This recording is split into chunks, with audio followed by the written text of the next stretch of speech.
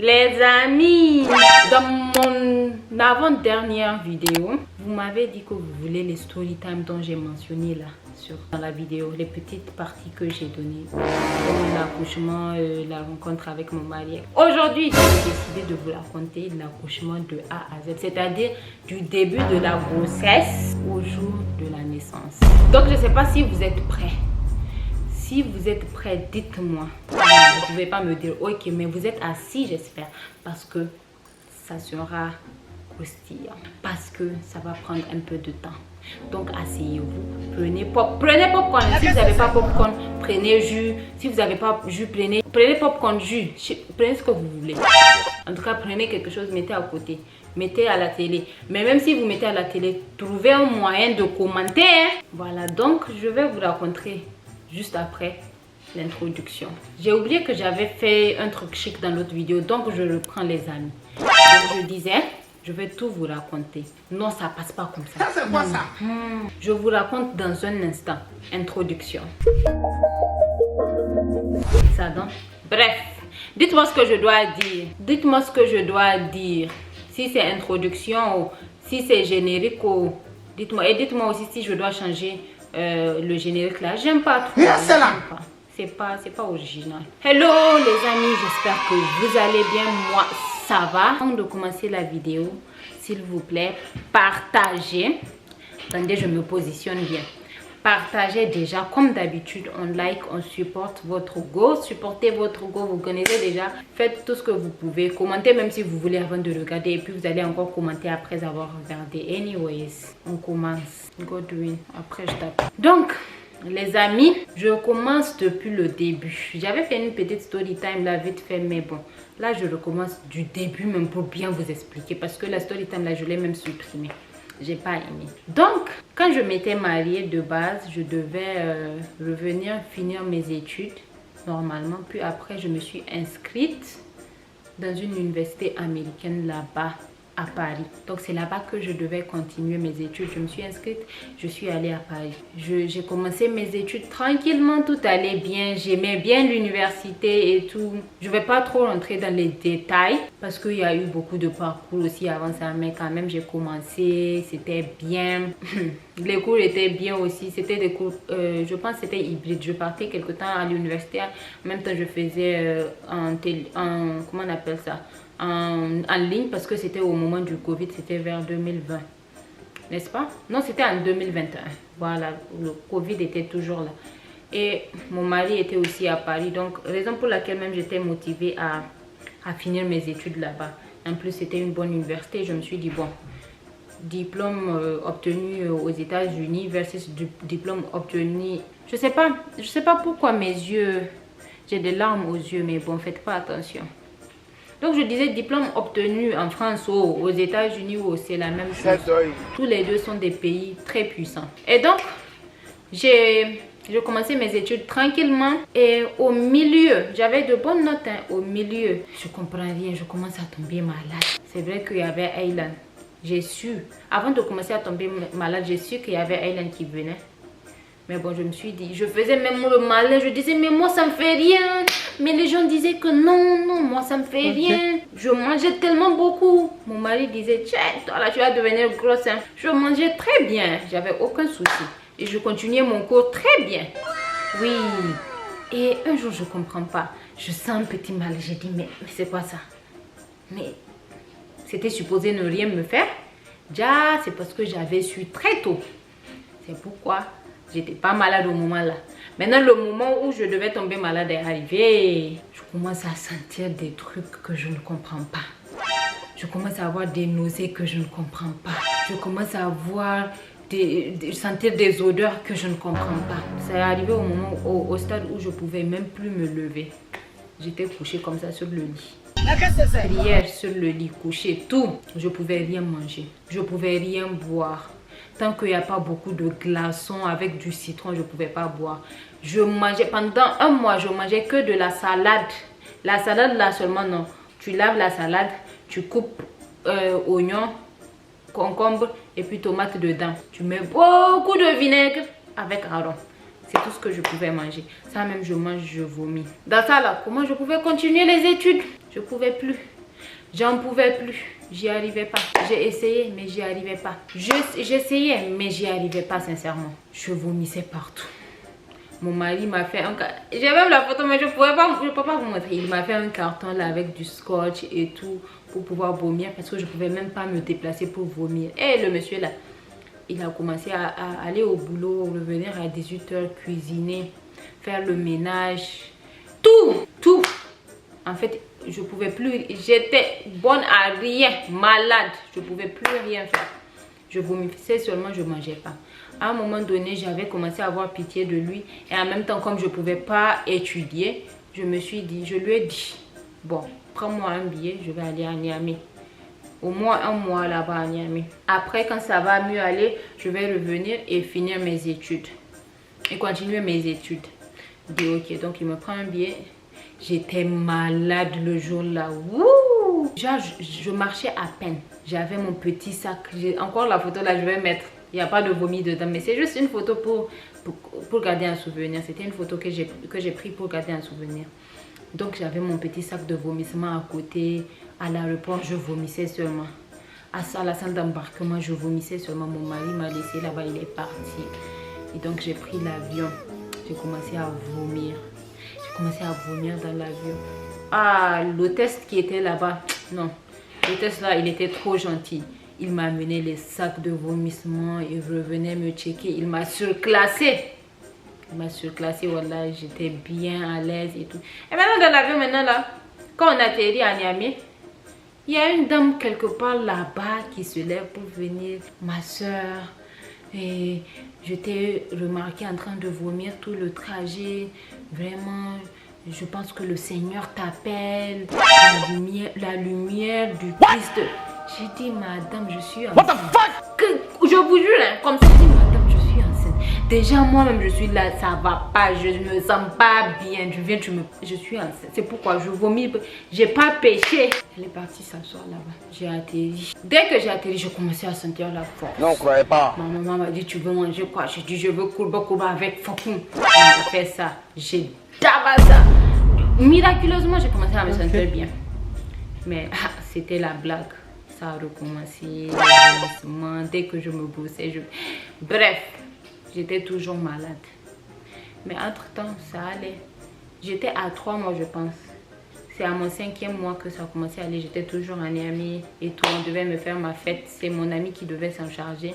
Et donc, quand on a su le sexe du bébé, c'est à elle qu'on a dit directement, pas à moi, pour qu'elle puisse organiser le gender reveal et tout. Donc, dans ça, j'ai continué, j'ai arrêté ma maladie et je pouvais manger. Maintenant, je mangeais des trucs bizarres que je ne pense pas que je pouvais manger. Je peux manger maintenant. Je mangeais crudité avec sauce ou bien c'est mayonnaise. C'est ma cousine même qui maîtrise l'histoire là quand elle me rappelle ça. Je mangeais des choses vraiment. Mais j'en ai pas abusé comme les autres. Et j'ai pas trop fait de chichi à mon mari que je veux manger dragon en nuit. Ça, j'ai pas fait ça. Mais prochaine grossesse, il va lire l'heure. Prochaine grossesse, est-ce que c'est pas brochette? Qu'est-ce que je raconte? Est-ce que c'est pas brochette de dinosaure ou bien boulette de dragon que je vais vous demander? J'ai pas fait de chichi moi en tout cas. Ou bien peut-être que j'avais pas à faire de chichi vu qu'il faisait tout. Anyway, mais quand même l'histoire de je veux manger dragon à 2 h du matin là, ça je dois tester ça. Je dois tester ça. Oui. Ou bien je vais demander mes chouilles d'éléphant. Il y a la sauvage à pays là. Ouais. Avec une petite patte de girafe. On va voir. On va voir ça. Mais tu vas lire l'heure. Oui. Ah oui. Tu vas lire l'heure, ça c'est sûr. Donc, toujours à Niamey. Maintenant, j'ai commencé à circuler. Moi, je sais ce qui m'a amené à Niamey. Les rumeurs. C'est Farida Oko, elle est à Niamey, non? Mais elle est supposée être en France avec son mari, mais elle est au Niger. Qu'est-ce qui se passe? Les rumeurs ont commencé à circuler. J'ai entendu une rumeur que mon ami m'a dit qu'elle entend de Niamey qu'on dit que je me suis disputée avec mon mari et quand je me dispute avec mon mari, ma mère me prend un billet pour me ramener à la maison. Ah ouais, bravo. À celle qui a inventé ça là. Président général among the nation, we salute Nadine Dynamique. Oui. Et puis vous savez pas que tout ce que vous dites, ça revient dans mes oreilles. Il y a une là, je ne la connais ni d'Adam ni d'Ève. Elle ne me connaît ni d'Adam. C'est sur les mêmes réseaux là. Hein. Moi, je sais même pas d'où vous sortez votre courage. Alors, elle me voit à Rauda. Vous savez que quand j'étais enceinte, sincèrement, mon ventre était à plat. On voyait pas. Et mon visage aussi n'était pas métamorphosé. Donc, je faisais mes snaps tranquilles. Moi, je cachais pas. Mais j'avais pas à vous dire en fait. Les gens qui devaient savoir savaient. J'avais pas à venir sur les réseaux pour dire ah, je suis enceinte. Non. Je faisais ma vie. Mon visage n'avait pas changé. Mon ventre là, c'était bien à placard. Tranquille, jusqu'à mon, comment on appelle ça, à mon 9e. La veille de mon accouchement, j'ai fait snap. Donc, moi, je circulais dans Niamey sans aucun risque parce que je savais que personne n'allait savoir. C'est pas que je cachais, mais j'avais pas envie de dire au monde entier en fait. C'est entre moi et mes proches.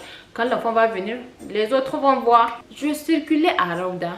Je suis rentrée tranquillement, j'ai fait ce que j'avais à faire, je suis rentrée à la maison. Maintenant, le cousin de mon mari, il m'envoie un audio. Il me dit, ah, écoute l'audio là. Ah, je suis désolée, j'expose. Ma chérie, si tu vois, sache que j'ai écouté ton... Donc, dans l'audio, la fille dit, hey, je viens de voir ta belle-sœur là en train de se pavaner dans Niamey.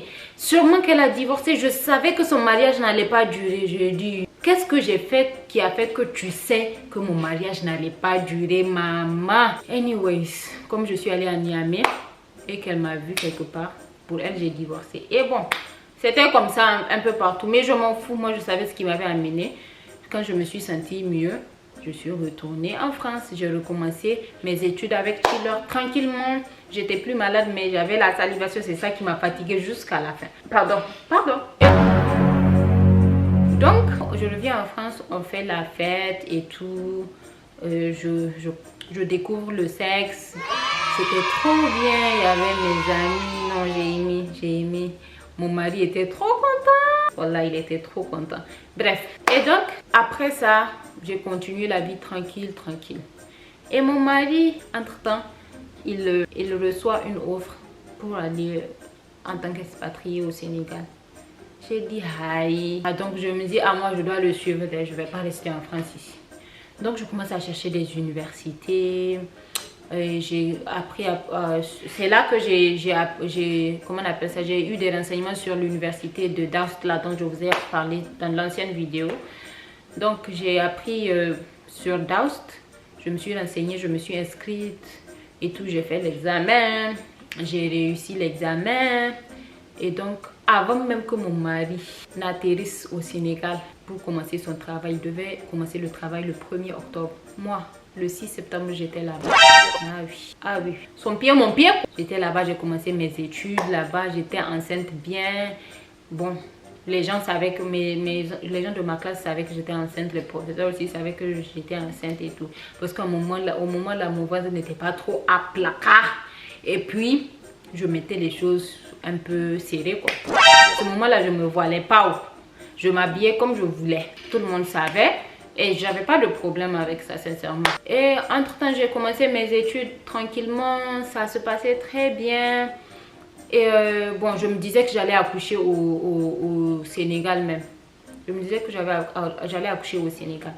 Mais avant tout ça, ce que je ne vous ai pas dit depuis le début, c'est que j'avais postulé pour retourner. Parce que je me suis dit, bon, je vais retourner aux États-Unis pour finir mes études complètement. Finir là-bas et revenir tranquille au foyer. C'est ce que je me suis dit. Mais l'ambassade m'a demandé beaucoup plus de temps. L'ambassade m'a mis en stand-by. Je ne sais pas pourquoi. En tout cas, on m'a mis en stand-by. Je ne sais pas si c'est pour faire des recherches, pour voir si j'étudie vraiment là-bas. Parce que mes allers-retours étaient de trop. J'ai dû changer de service plusieurs fois. Bref. Mais ils ont fait leurs recherches là-bas. Donc moi, j'ai vraiment abandonné. Je me suis dit, bon, si je ne vais pas attendre jusqu'à ce qu'il m'appelle, je vais continuer mes études ici. C'est peut-être la même chose. Et c'est quand j'ai entendu l'histoire d'accréditation là que j'ai dit, on va arriver là-bas petit à petit. Et donc, mon mari arrive aussi le 1er octobre, je pense. Non, vers fin septembre. Et tout se passe bien. Tout se passe bien. On est ensemble. Moi, je suis à Sali. Lui, il est à Dakar. On fait des va-et-vient et tout. Tout se passait très bien. Je me suis dit, bon, je vais accoucher au Sénégal. J'ai commencé à faire des recherches sur les cliniques et tout. Il n'y avait que de mauvais commentaires. Et il y a une clinique qu'on appelle Clinique Bellevue. C'est la clinique Bellevue, non? Non, pas clinique Bellevue. Il y a une autre clinique. J'ai oublié le nom de la clinique là. Ah. Je dis, ah, tout le monde, il y a beaucoup d'étoiles là. Maintenant, il y a une influenceuse. Pendant que moi, je suis à genre 1 mois et demi d'accoucher, je fais mes renseignements là-bas. Et j'ai oublié de vous dire aussi, quand j'étais en France, j'avais déjà fait tous mes papiers d'accouchement en France. Je devais accoucher en France avant de venir, avant d'aller au Sénégal. Tout était prêt, j'avais mon assurance vie, tout était là. Genre, on avait tout fait. J'avais commencé mes consultations même là-bas en France. J'avais ma gynécologue là-bas en France, tout. Et donc, on est venu au Sénégal. Et maintenant, je me dis que bon, je vais accoucher au Sénégal. Maintenant, je fais des renseignements sur une influenceuse, nette à quelques pas de mon accouchement, qui accouche là-bas et son bébé est calciné. Aïe, mais comment ça? Et puis, ils ont géré la situation de manière tellement cruelle. Mais j'étais choquée. Si vous ne connaissez pas l'histoire, tapez bébé calciné à... J'ai dit, la peur. Déjà, j'avais peur de l'accouchement même. Et puis après, j'entends ça, je dis, je ne peux pas accoucher là-bas. Maintenant, je dis ça à mon mari et tout. Il me dit, ok, bah tu retournes en France et tout. Déjà, tu as déjà tes papiers de la France, tu es en règle et tout. J'ai dit, ok. Donc, pourquoi pas retourner en France? Maintenant, je retourne en France. J'atterris en France. Le jour où j'atterris en France, je ne sors même pas bien de l'aéroport. On m'appelle de l'ambassade pour dire que bon, amène ton passeport. On appelle ma mère parce que c'est le numéro de ma mère que j'ai mis. Amène ton passeport pour le visa étudiant et tout. Ton visa étudiant. Il est prêt en fait. Mais on était choqués, on me dit. Mais j'ai dit, ah, mais si c'est ça, je vais directement aller là-bas, faire ce que j'ai à faire, accoucher, finir mes études et revenir tranquillement. Je pensais que j'étais trop forte. Je pensais que j'étais trop forte. Déjà, je pensais que moi là, il n'y a pas plus fort que moi. Je dis, ma mère dit oui, c'est bon, ça c'est une bonne idée, finis tes études et tout. Mon mari aussi, j'ai dit ok. Donc, l'idée d'accoucher en France est tombée à l'eau alors que j'étais déjà en France. Mon passeport était avec moi. J'envoie mon passeport pour qu'on me mette le visa et qu'on me le ramène. On a fait ça. Je suis restée chez mon amie pendant longtemps. Une amie qui m'a été présentée par une amie qui m'a traitée comme sa soeur. Non, je peux pas. Non, c'est trop. Elle était trop gentille, tellement bienveillante. J'ai jamais vu ça. Elle m'a hébergée. Oh. Et donc maintenant, je me dis, ah, est-ce que je peux aller aux États-Unis avec un bébé et étudier? Et je peux. Je peux. Donc là, on prend un billet. Je pars aux États-Unis pour continuer mes études. Entre temps, je ne savais pas où rester. Donc, je reste chez une amie là. Oh, elle aussi, elle m'a traité bien. Je suis restée chez elle peut-être 1 semaine et j'ai pris un Airbnb. Maintenant, je suis restée là-bas tranquille. J'ai écrit à mon université que j'étais là et tout et tout. On a fait les papiers. Je devais commencer les cours. Net, j'accouche. Maintenant, l'accouchement là, je dois vous expliquer ça bien. J'étais tranquille, j'ai commencé à faire mes marches. On me dit marche beaucoup, j'ai marché beaucoup. On dit bois gombo, je bois, ça marche pas. On dit date, mange date, je mange. Donc en gros les amis, tout ce que si tu es enceinte à l'heure là, tout ce qu'on va te dire là, tu n'es pas obligé de faire. Rien ne marche, c'est faux. Rien ne marche. En tout cas, je ne perdais pas les os, rien. Maintenant, un jour j'avais mal au ventre. Je commence à avoir tellement mal au ventre et j'arrive à l'hôpital. Je dis que ah, je pense que je vais accoucher, j'ai mal au ventre. L'infirmière dit que si c'est l'accouchement, tu ne pourras pas expliquer. J'ai dit mais ce que je ressens là, tu vas me dire que pas ton corps. Elle dit non, on me renvoie à la maison. Et j'étais avec Soso. Ah, mon amie là aussi, elle était avec moi, elle avait peur mais bref, on a tout fait ensemble. On n'a jamais été maman toutes les deux. Elle a vécu ça. Non, c'était trop pour elle, mais elle était là. Je reviens à la maison, je fais mes TikTok, mes snaps tranquilles.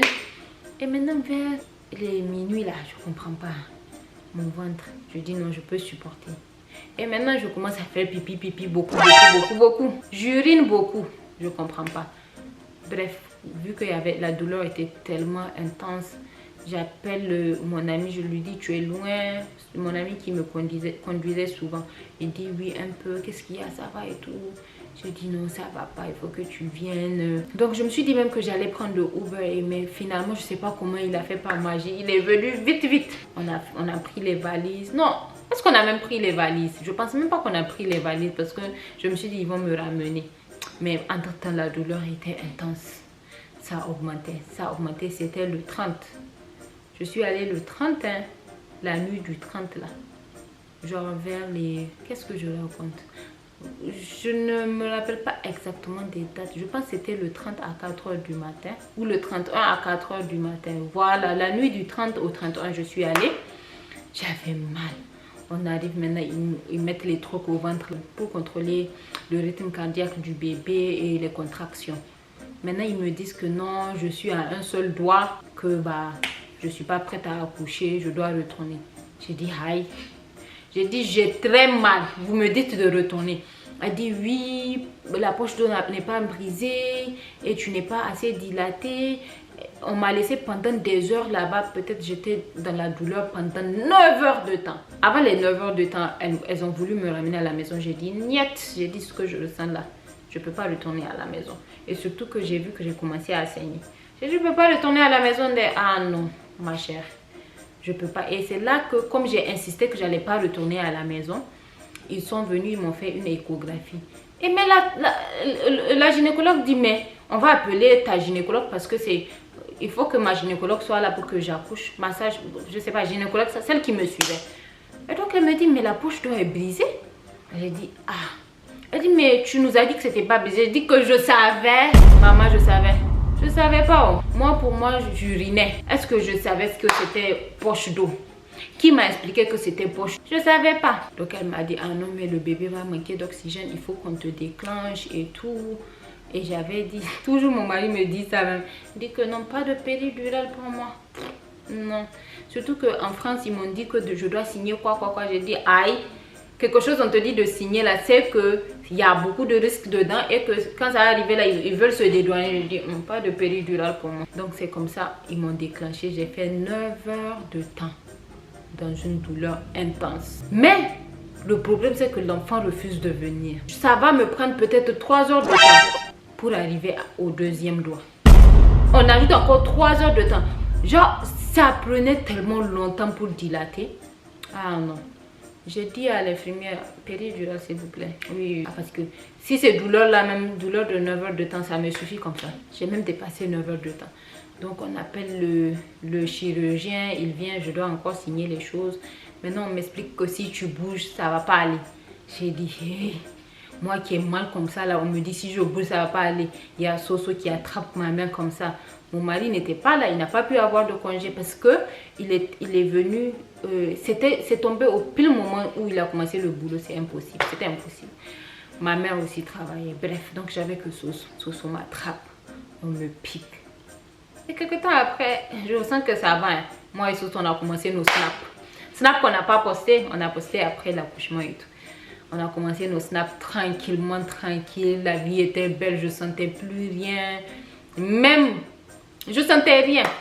C'est juste au moment de truc là, de sortir l'enfant que tu sens un peu ça, même juste tu sens, c'est pas une douleur que tu sens en fait. En tout cas, j'étais très bien. Donc voilà, c'est comme ça que j'ai accouché bien.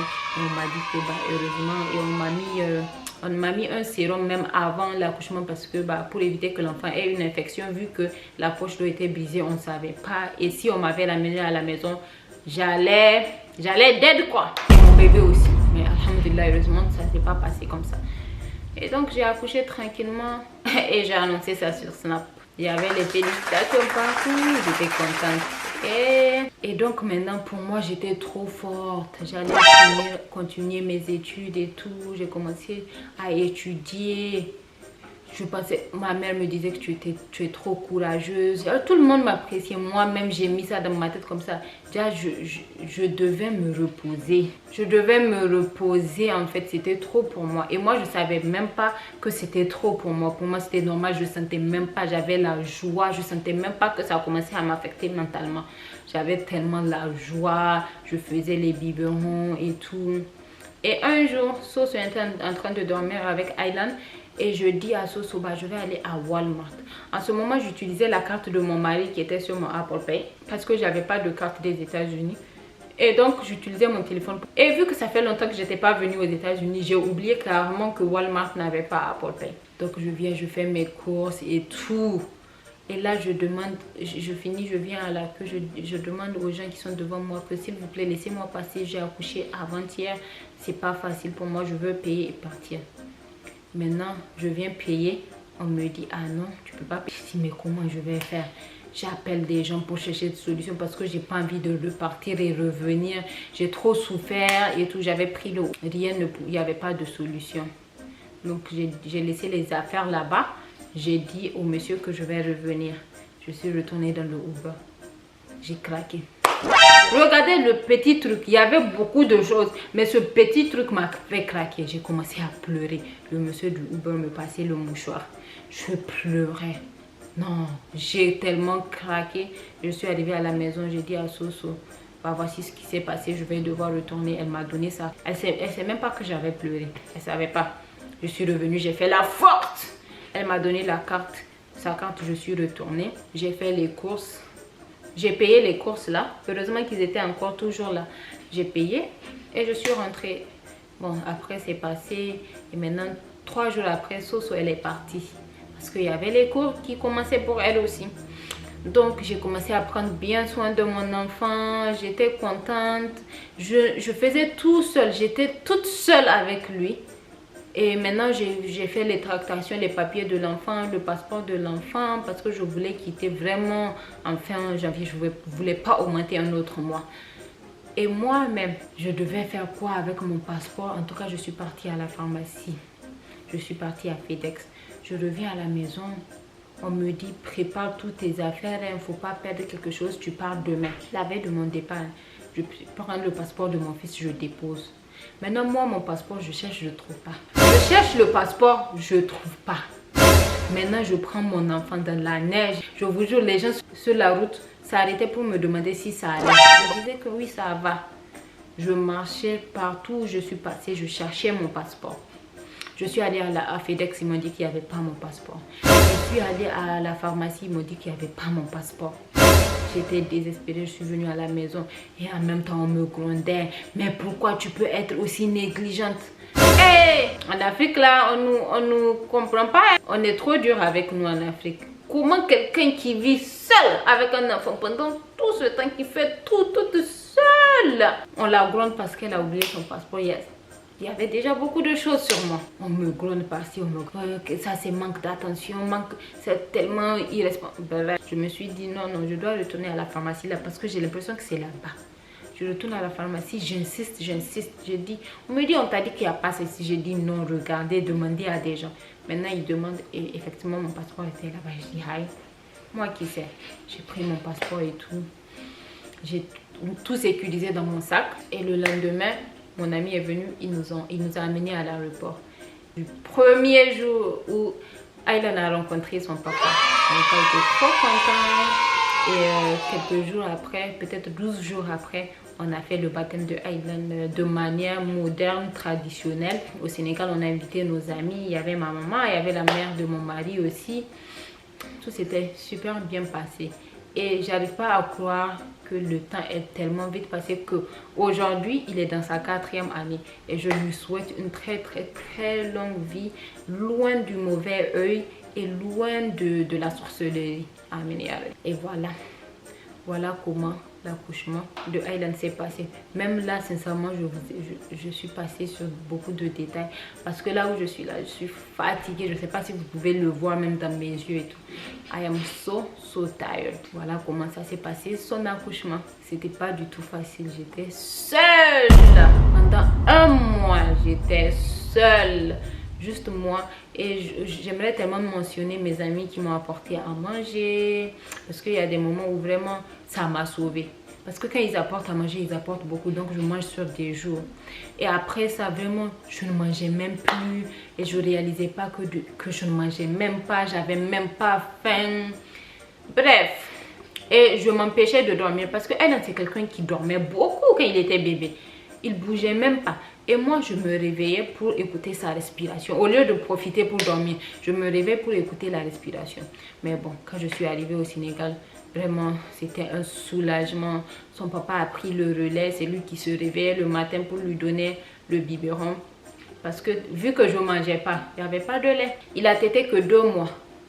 2 mois après, il n'y avait plus de lait. On a tout essayé, médicaments.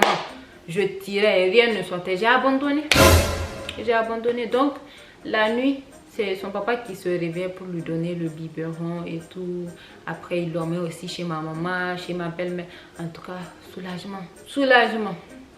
Je me suis très bien reposée quand je suis revenue au Sénégal.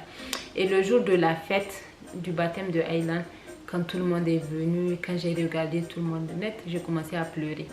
Je n'ai pas compris ce qui s'est passé. J'ai commencé à pleurer. Et parce que je me disais que j'ai fait ça en fait. Quelque chose que genre je vois les femmes entourées de vieilles, de mamans, de tous ses proches. Moi j'étais seule. Et je ne me suis même pas plainte, même une seule fois. En tout cas, malgré le fait que genre, je me dis que j'ai eu une petite dépression parce que péter les plombs pour des petits trucs, bah, je suis sûre que c'est la dépression qui faisait ça et tout. Et alhamdulillah, maintenant ça va. Et les études ont montré que ça prend 2 ans pour la femme de revenir à son état normal, que ça soit physique et mental. Mais bon, là on est dans la 4e année et tout se passe bien, alhamdulillah. Et pour les gens qui disent que quand on accouche on oublie, je sais pas de quel genre d'oubli vous parlez parce que j'ai rien oublié. J'ai rien oublié. J'ai tous les détails. Oui, et même comment ça faisait mal là, j'ai les détails. Donc, j'ai pas oublié. J'ai pas oublié. En tout cas, être mère, c'est incroyable. Voilà. Donc, c'était tout pour ma story time de comment mon accouchement s'est passé. J'espère que vous avez aimé.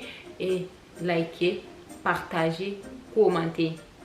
C'est bon ou pas? Donc, voilà, on se retrouve dans une nouvelle vidéo. Donc voilà les amis, on se retrouve dans une nouvelle vidéo, Inch'Allah. Bye!